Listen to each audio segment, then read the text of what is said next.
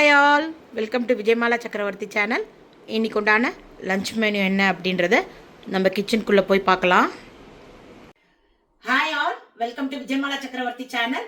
So இன்னைக்கு ஒரு simple தளிகை பண்ணிட்டு ஒரு பூஜைக்கு போகிறேன். ஸோ என்ன சிம்பிளாக தளிகை பண்ண போகிறேன்றதை நான் உங்களுக்கு அடுத்தாப்புல காமிக்கிறேன். என்னோட ஃப்ரெண்டு 13th கிளாஸில் மலேசியாவில் வந்து இந்த வீட்டுக்கு வரதுக்கு முன்னாடி நாங்கெல்லாம் ஃப்ரெண்ட்ஸு. ஸோ அவாத்தில் இன்னைக்கு ஒரு ஹோமம் மாதிரி பண்றான். ஸோ எனக்கும் எங்க ஆத்துக்காருக்கும் லஞ்ச் அங்கதான் போறோம். நானே லாஸ்டா தான் என் ஃப்ரெண்டு சொல்லியிருக்கா, நீ அப்பா விட்டு ரொம்ப நேரம் வர வேண்டாம், கடைசியா வந்து ஆர்த்தி பார்த்துட்டு முதல்ல சாப்பிட்டுட்டு கிளம்பிடும் நீனு அப்படின்ட்டு. ஸோ அதனால நாங்களே இங்கேருந்து 12 மணிக்கு கிளம்பி ஆர்த்தி பார்த்துட்டு 1 மணிக்கெல்லாமே ஒரு 1:15 நாங்க ரிட்டர்ன் வந்துருவோம். ஸோ அதனால அப்பாவுக்கு மட்டும் ஒரு சிம்பிள் தளிகை மட்டும் பண்ணி வச்சுட்டு போலாம் அப்படின்ட்டு என்ன பண்ண போறேன்றத வீடியோக்குள்ள போய் பார்க்கலாம். உங்க எல்லாருக்குமே வீடியோ பிடிச்சிருந்தா தயவு செய்து வீடியோவை லைக் பண்ணிட்டு பாருங்க. நான் இன்னைக்கு கட்டிட்டு இருக்கிறது வந்து ஒரு silk cotton sorry, pure Kanchipuram silk cotton sorry. இது ஒரு பேரட் கிரீன் அண்ட் நல்ல ஒரு காஃபி பிரவுன். அதுக்கப்புறமா இது வந்து ஒரு பீடட் ஜுவல்ஸ், இது நானே பண்ணது. இது நார்மல் பேங்கிள்ஸ் ஒன்று போட்டு இருக்கேன், தலையில பூ வச்சுட்டு இருக்கேன். இன்னைக்கு அவ்வளவுதான் மேக் ஓவர். வாங்க வீடியோக்குள்ள போலாம். இன்னைக்கு லஞ்ச் வந்து அப்பாவுக்கு மட்டும்தான். ஸோ அதனால ஒரு ரசமும் தேங்காய் சாதமும் பண்ணிக்கலாம். ரசம் வந்து இந்த ஊர் ஸ்டைலில், கர்நாடகா ஸ்டைலில் மதுவே மனே திளிசாருன்னு சொல்லுவா, கல்யாணங்களில் போடுற ரசம். ஸோ அதுக்கு வந்து ஒரு 2 டேபிள் ஸ்பூன் துவரம்பருப்பை அலம்பி ஜலம் குத்தி எடுத்துட்டு இருக்கேன். ஸோ இந்த திளிசாருக்கு வந்து அரைச்சிக்கிற பொடியை ஃபஸ்ட்டு நான் மெஷர்மெண்ட் காமிச்சு விட்றேன். ஸோ இது நார்மல் டீஸ்பூனில் ஒரு 1/2 டீஸ்பூன் வெந்தயம் எடுத்துக்கிறேன், 1/2 டீஸ்பூன் கடுகு எடுத்துக்கிறேன். அதுக்கப்புறமா நல்லா 1 டீஸ்பூன் மிளகு எடுத்துக்கிறேன். ஸோ 2 டீஸ்பூன் ஜீரகம், 3 டீஸ்பூன் தனியா. மோஸ்ட் ப்ராபப்ளி இது வந்து ஒரு 2 தடவைக்கு வரும். ஒரு 2 பேர் 3 பேர் இருக்கிறவாளாக இருந்தால் கண்டிப்பாக இந்த மெஷர்மெண்ட் வந்து 2 தடவைக்கு பண்ணலாம். ஒரு 1/2 டீஸ்பூன் இவ்வளோ அளவுக்கு நம்ம உளுத்தம்பருப்பு எடுத்துக்கலாம். வேறு எந்த ஐட்டமும் வேண்டாம், கடலப்பருப்புலாம் வேண்டாம். பியாடிகை சில்லி வந்து ஒரு 7-8 எடுத்துக்கலாம். இது காரம் இல்லை, நல்ல கலர் கொடுக்கும், இதுதான் அதோட வாசனையே. அதுக்கப்புறமா கருவேப்பிலை கொஞ்சம், பெருங்காயம் கொஞ்சம், மஞ்சப்பொடி கொஞ்சம் பருத்து கரைச்சி போட்டுக்கலாம். ஸோ கருவேப்பிலை கொஞ்சம் எடுத்துட்டுருக்கேன், மஞ்சப்பொடி கொஞ்சம், பெருங்காயம். ஸோ இதெல்லாமே இந்த மெஷர்மெண்ட் ஸ்பூனால் எடுத்துட்டுருக்கேன். ஸோ எல்லா சாமான்களையும் எடுத்துட்டேன். கொஞ்சமாக எண்ணெய் ஊற்றி 1 by 1 போட்டு இதை வறுத்துக்கலாம். ஸோ வானலியை வச்சாச்சு அடுப்பில். கொஞ்சமாக ஜஸ்ட்டு ஒரு முட்டை எண்ணெய் குத்திருக்கேன், அவ்வளோதான். ஒரு 1/2 டீஸ்பூன் தான் இருக்கும். எண்ணெய் கொஞ்சம் சுட்டதுக்கப்புறம் 1 by 1 போட்டு வறுத்துக்கலாம். எண்ணெய் சுட ஆரம்பிச்சுடுத்து. இப்போ நம்ம வந்து கடுகு, வெந்தயம், மிளகு இதை முதல்ல போட்டுக்கலாம், வறுத்துக்கலாம்.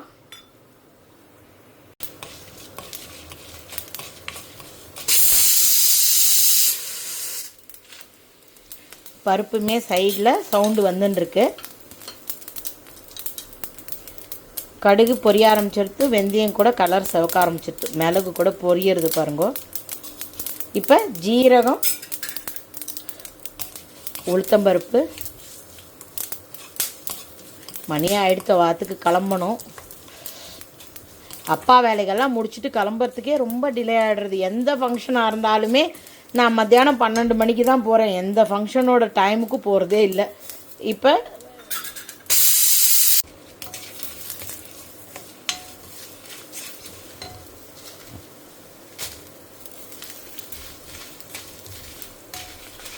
மிளகா வத்தலையும் போட்டுன்ட்டேன். அதே போல் கருவேப்பிலை, மஞ்சப்பொடி.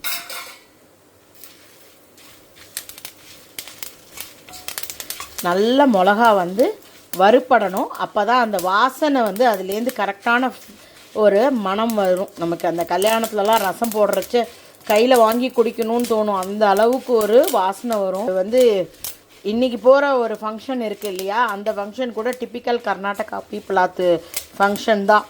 போனால் இந்த சாத்துமுது வந்து அங்கேயுமே பண்ணியிருப்பா, ஃபங்க்ஷனில் பண்ணுறது. அவள் ரொம்ப ட்ரெடிஷ்னலாக நன்னா எல்லாத்தையும் லட்சணமாக பண்ணுறவா. முடிஞ்சால் எண்டில் வந்து இன்றைக்கி என்ன மெனு சாப்பிட்டேன் அப்படின்றத நான் எய்தர் ஷார்ட்ஸில் போடுறேன், அப்படி இல்லைனாக்கா வீடியோ முடிஞ்சதுன்னா எடுத்தால் அதை இதில் பின்னாடி ஆட் பண்ணுறேன், இல்லைனா ஷார்ட்ஸாக வரும் உங்களுக்கு. பயங்கர க்ளோஸ் ஃப்ரெண்ட்ஸு, ரொம்ப அவளெல்லாம் மிஸ் பண்ணுவேன் அப்பப்போ. அவள் தான் பாவம் சொல்லிகிட்டே இருக்கா, ஐயோ அப்பானால பாவம் உங்களுக்கு வரவே முடியல மாலா, இல்லைனா நம்மளாம் எங்கேயாவது ஒரு ஹாஃப் அ டேவாவது ஒரு ஹேங் அவுட் பண்ணணும் அப்படின்னு கேட்டுகிட்டே இருப்பாள். ஸோ இதெல்லாம் வறுத்துட்டேன், நல்லா ஆறுனதுக்கப்புறம் பொடி பண்ணிக்கலாம். இது ஆறி எடுத்து நம்ம இப்போ இதை பொடி பண்ணி எடுத்துன்னு வந்துடலாம். ஸோ நம்ம இப்போ திளிசாறு பண்ண வேண்டியது தான் பாக்கி. இதில் கொஞ்சமாக கடலெண்ணெய் குத்தின்னு இருக்கேன். இப்போ எடுத்து வச்சுட்டுருக்கிற சாமான்கள் பார்த்தீங்கன்னா பொடி பாருங்க எவ்வளோ கலர்ஃபுல்லாக நல்லா அரைச்சி எடுத்துன்னு இருக்கேன். புளிஜெல்லாம் கரைச்சின்னு இருக்கேன். பருப்பை வந்து நல்லா அடித்து எடுத்துட்டேன். ஆக்சுவலாக அந்த மேலே இருக்கிற திக்கு ஜலத்தை தான் எடுத்துப்பா. நம்ம போட்டதே 4 பருப்பு, அதையும் நான் நல்லா அரைச்சி பிளெண்ட் பண்ணி ஜலமாக எடுத்துட்டேன். தாளிக்கிறதுக்கு வந்து கடுகு, ஜீரகம், கருவேப்பிலை, அப்புறமா தக்காளி எடுத்துட்டுருக்கேன். தேங்காய் பால் பாருங்க எத்தனோண்டு ஒரு குட்டி கப்பில் எடுத்துட்டுருக்கேன். வெல்லம் எடுத்துட்டுருக்கேன். ஸோ இதெல்லாம் வச்சு என்ன பண்ணலான்றதை பார்ப்போம். இப்போ நம்ம இப்போ 2 பச்சை மிளகாயை கீரி போட்டுருக்கேன். அதுக்கப்புறம் பார்த்தேன் அப்படின்னாக்கா தண்டு தான் போட்டுருக்கேன். மெயினாக அந்த தண்டு வந்து நல்லா வதங்கித்தனா வாசனை அருமையாக இருக்கும். மேலே தூவுறதுக்கு தனியாக இலை போட்டுக்கலாம். இதில் வந்து கொஞ்சம் தண்டு போட்டுப்போம். அதுக்கப்புறமா தக்காளி,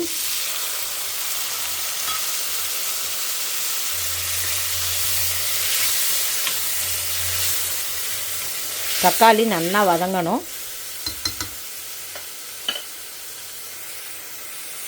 இதுக்குண்டான கல் உப்பு போட்டுக்கலாம்.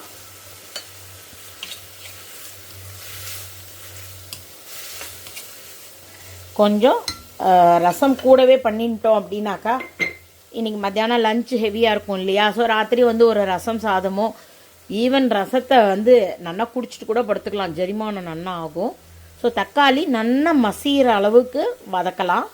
தக்காளி நல்லாவே மசிஞ்சு எடுத்து பாருங்க, கொத்தமல்லி தழை உரு தெரியாமல் போயிடுத்து. அந்த அளவுக்கு நல்லா அதோட வாசனை எனக்கு நல்லா வருது, செமையாக வருது. இப்போ புளித்தலம் நல்லா கொதிக்கட்டும், ஏன்னா பச்சை வாசம் போகணும்.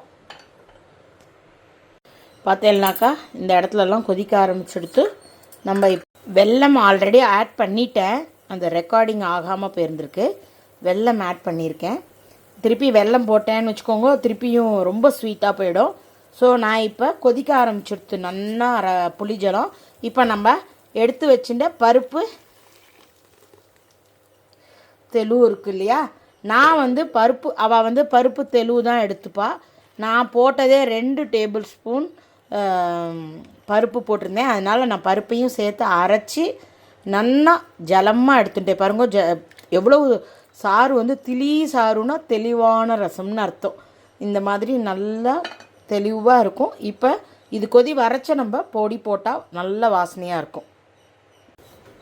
பாருங்க இந்த இடத்துலலாம் கொதி வர ஆரம்பிக்கிறது. இந்த நேரத்தில் இந்த ஸ்பூனால் நம்ம 3 ஸ்பூன் வந்து பொடி போட்டுக்கலாம், அரைச்சது.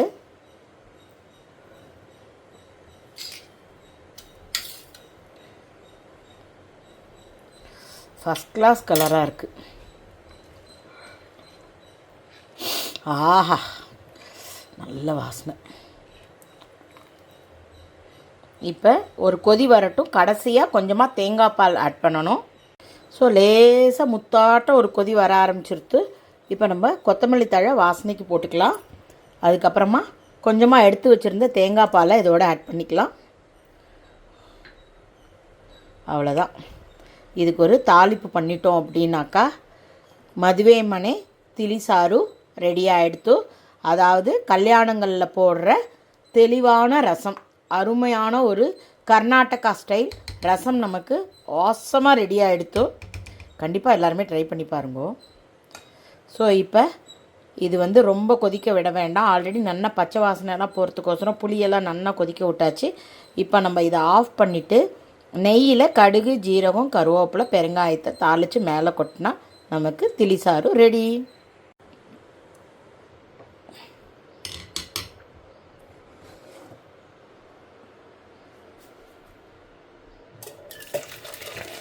மதுவை மனை ತಿಳಿಸಾರು அமக்கலமாக ரெடி ஆகிடுத்துப்பா.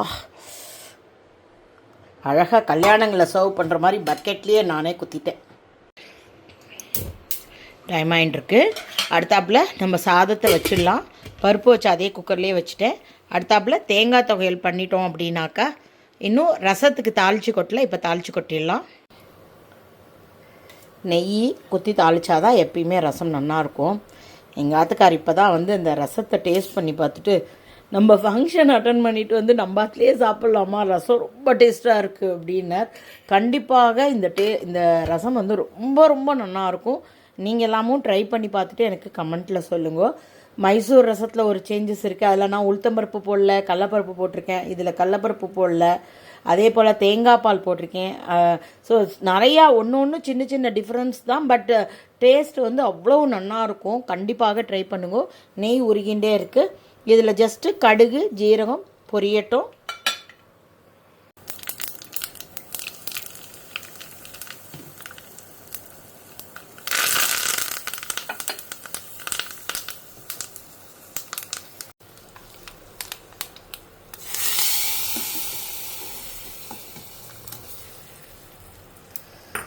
ஸோ மணக்க மதுவே மனை ತಿಳಿಸಾರು ரெடி ஆகிடுத்து. எல்லாருமே ட்ரை பண்ணி பார்த்துட்டு எனக்கு கமெண்ட்டில் சொல்லுங்க ப்ளீஸ்.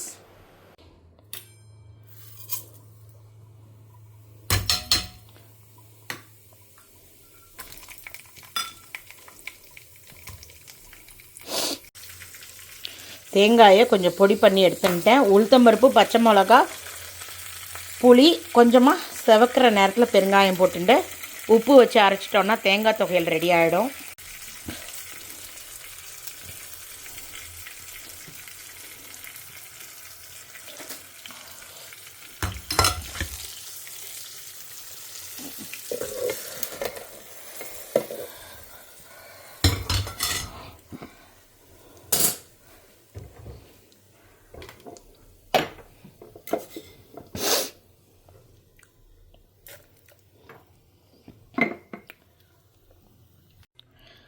ஸோ இன்றைக்கி அப்பாவுக்கு மட்டும்தான் தலிகை. கொஞ்சம் கூட பண்ணியிருக்கேன். ராத்திரிக்கும் சேர்த்து ஏதாவது இருந்தால் யூஸ் பண்ணிக்கலான்ட்டு. சுட சுட சாதம், அதுக்கப்புறமா கல்யாண வீட்டு தெளிவான சாறு, தட் இஸ் மதுவே மனை ತಿಳಿಸಾರು, தேங்காய் துவையல். இதை தான் நம்ம கேரளாவில் சம்மந்தி அப்படின்றா. இதுதான் இன்னைக்கு உண்டான menu. Hope you are all enjoying my video. If you like it please like and subscribe my channel. Thank you for வாட்சிங். Bye bye all.